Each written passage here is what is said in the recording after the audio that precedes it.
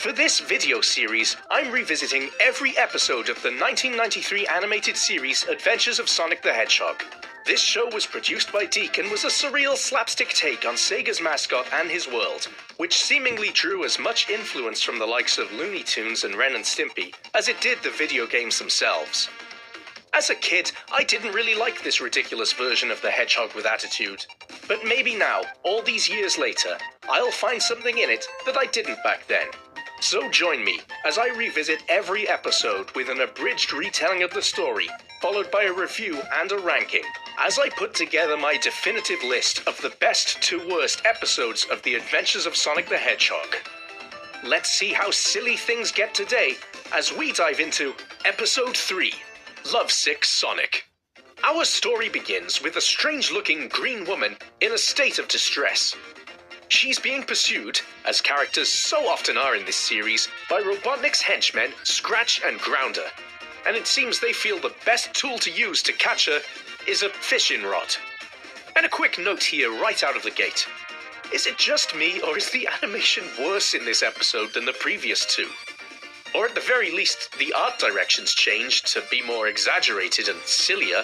Anyway, with the woman captured, we then cut to the camp of our heroes, Sonic and Tails.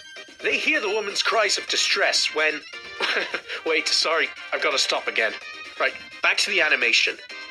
Look at how big Sonic's f***ing head is here. Yikes. Anyway, Sonic and Tails race off to help the woman, who we learn is supposed to be a hedgehog. We have ways of making you talk, Hedgehog. YouTube Premium is ad-free YouTube and YouTube Music Premium. Making you talk, Hedgehog. So Scratch and Grounder are interrogating her because presumably, as a hedgehog, she is likely to know where Sonic is, as he is also a hedgehog. She doesn't know, but he shows up anyway to save her, so it worked, I guess. Following some brief silliness involving Sonic in a photographer disguise and some glue, our blue boy saves the woman and takes her back to his camp, where she starts coming onto him hard. I heard you were speedy. I heard you were brave. I didn't know you'd be so handsome. Like, seriously, it's on a plate for Sonic. No doubt about it, she's looking to If you've seen this show before, you will know that this version of Sonic is a thirsty boy. He regularly hits on females, so sure enough, he falls for her advances immediately. Tails, on the other hand, is apprehensive and wants nothing to do with this woman. I hate dining outdoors. Oh. The sun can be ruinous to a girl's complexion. Bloody hell, she sounds like a pain in the arse already. I'm with Tails on this one. But Sonic is smitten. Perfect! Great. Sonic should have quit while we were ahead. All it needs is flowers. Flowers? Flowers. Look at this simp. He's known her for 2 seconds and she's already got him running off for anything she desires on a whim. And those flowers aren't good enough apparently, so she just throws them away. Too bad they're not Moby and Marvelous Marigoldias. What an arsehole. Ugh. We're back to some more wacky animation here. So, this difficult woman sends Sonic off on a series of silly tasks, beginning with a trip to the equator 2,000 miles away to find some very specific type of flower that she wants for some reason, leaving Tails behind to entertain her. She's named Breezy, I think, by the way. As mentioned, Sonic races off to the equator and stops by a map salesman, who is bizarrely reluctant to give him a map. But when he eventually does, he never takes any money for it. Instead, he warns Sonic to watch out for the angry alligators and to beware of a python and some cannibals. Something smells fishy here. So Sonic encounters these creatures and makes short work of the alligators and the python, but does end up getting captured by the cannibals. Are these cannibals? Like, they're pigs or warthogs or something. Some sort of hog. I'm not an expert. But surely eating a hedgehog would not be considered cannibal behavior to them? Maybe I'm wrong. Or maybe they just also eat anything, including other hogs. I don't have enough information to go on, but this is not your typical group of cannibals. Moving on, after a bit more nonsense, Sonic escapes from his situation and the cannibals explode for some reason. After all this fannying about, Sonic finally reaches the garden where the flowers Breezy wants for some reason are being grown. Unfortunately, he is informed by a rabbit tending to the garden that nobody ever returns from this weird place because, wait for it, a fire-breathing dragon won't let them return. And then the dragon appears and promptly attacks Sonic. Like, what in the actual was going on in the writer's room for this one? Sonic quickly defeats the dragon by setting its foot on fire, which in turn gets it attacked by an alligator. And he's then able to return to Breezy and Tails with these supposedly amazing flowers. Yet the moment he gets back to camp, she immediately gets shitty with him and starts moaning that he took too long to get them. She's also hungry, but won't eat Sonic and Tails' chili dogs. She'll only eat some fancy ones that Sonic has to go and collect from a place 6,000 miles away. And ignoring the mounting piles of red flags, Sonic once again races off, this time to get the fancy food. On the other side of the planet, and close to death, Sonic asks a polar bear for directions to the chili dog place, which he kindly provides. But after he leaves, the polar bear reveals that he is in cahoots with Dr. Robotnik. Dr. Robotnik, who has 3 toes on each foot in this universe, it seems. Ugh. Look at the animation here. What is going on in this episode?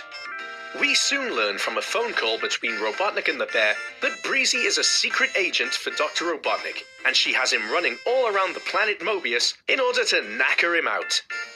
This scene also marks the first time we see Robotnik's nipples in the series. The first of many times, I assume. Some other visual notes here. Ugh. Look at Grounder's gross old human hand. Why would Robotnik install that? Oh, here we see Robotnik has grown an extra toe on each foot since about 20 seconds earlier. He now has 4 on each foot, getting close to that magical number 5. Or 10 in total. There's so many bonkers expressions and huge exaggerated faces in this episode. It's so strange, but at times it's kind of funny and sort of works. I mean, look here. Robotnik's huge.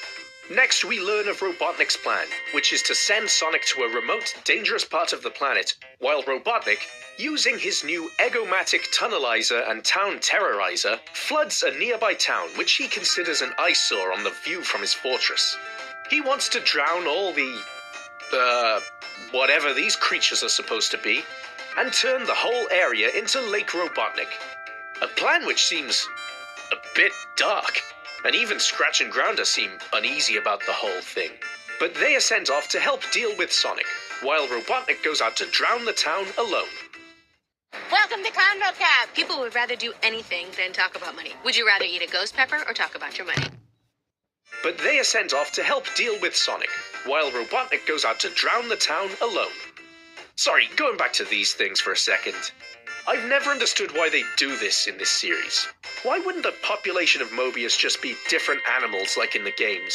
Or maybe the odd human here and there? Nature already did the designs for you. There's no need to draw this weird stuff. Also, I'm struggling to find game references in this episode, by the way.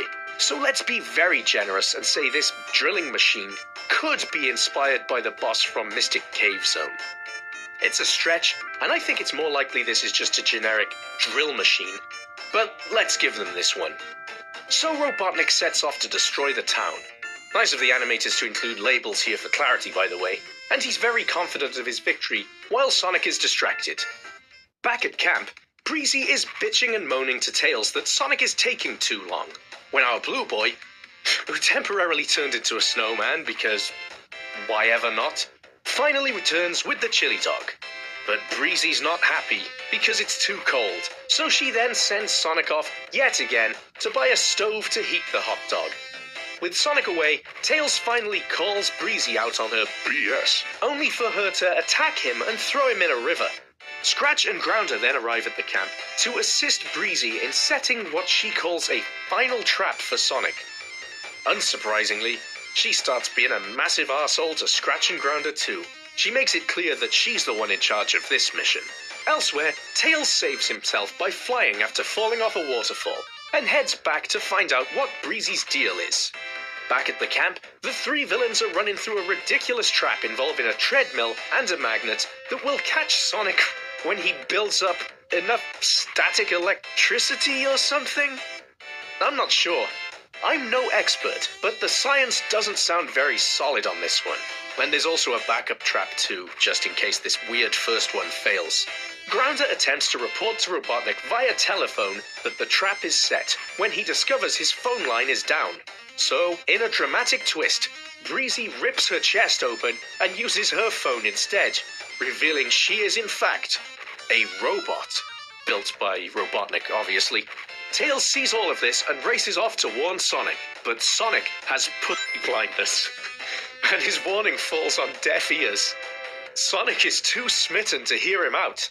Sonic returns to Breezy, where in addition to giving her the chili dog, he also gives her a gift and a poem he's written for her. He's going above and beyond. Shortly afterwards, the ridiculous trap set by the villains is triggered, and it works. And a statically electrified Sonic is somehow drawn to a magnet and captured by Scratch and Grounder. I still don't think the science holds up, but what the hell. Off to the side, Breezy reads what has to be one of the shittest poems ever written, but it's still enough to win her heart. She realizes the error of her ways and rescues Sonic from the trap. Seeing an opportunity, Scratch then drops the backup trap on both of them. But being the fast fella that he is, Sonic is able to rescue Breezy and they both escape, while Scratch and Grounder plummet into an opening in the ground, created by the heavy weight. Silly buggers. With about 45 seconds of the episode left to wrap everything up, Breezy hastily confesses to Sonic that she is a robot and reveals Robotnik's plan to flood the village with a reservoir. Sonic races off and quickly stops Robotnik by hooking a bungee cord to his drilling machine. Job done. Sometime later, we catch up with Sonic, who's moping around, when Tails arrives and hands him a poem written by Breezy, implying that they could be together someday, despite her being a robot. This perks Sonic right up, and the two pals race off. So there we go.